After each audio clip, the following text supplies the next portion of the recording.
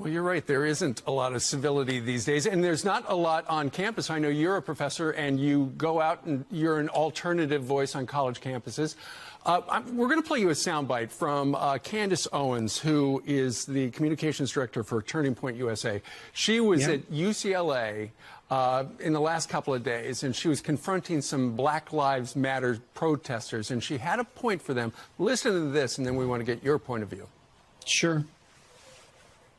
Victim mentality is not cool. I don't know why people like being oppressed. It's the weirdest thing I've ever heard. I love oppression. We're oppressed. 400 years of slavery, Jim Crow, which, by the way, none of you guys lived through. Your grandparents did. And it's embarrassing that you utilize their history. You're not living through anything right now. You're overly privileged Americans.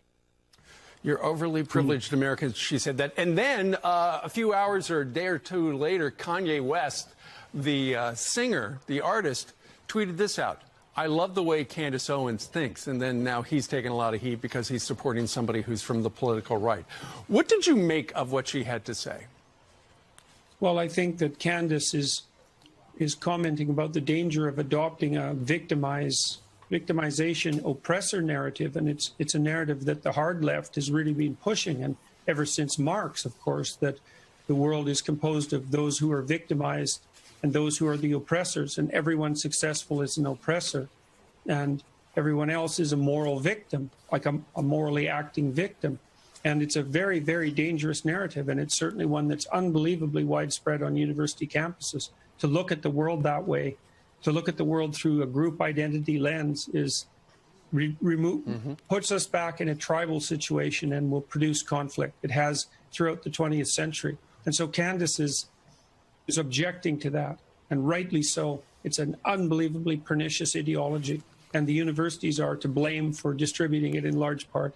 It's really appalling and dangerous. Well, when you look at just politics in general, during the last election cycle back in 2016, the Democrats did adopt a very strong identity politics program. And, you know, all the postmortems had said that really didn't work. So it will be interesting to see what the Democrats do going forward.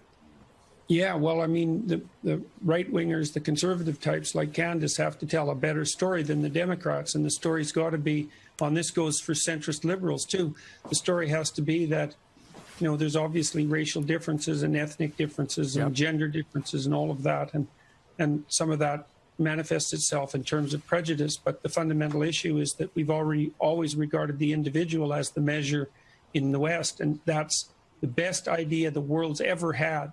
And if we lose that, then it's going to be catastrophic. So everyone should be pushing against that, whether they're on the right or the left, if they have any sense.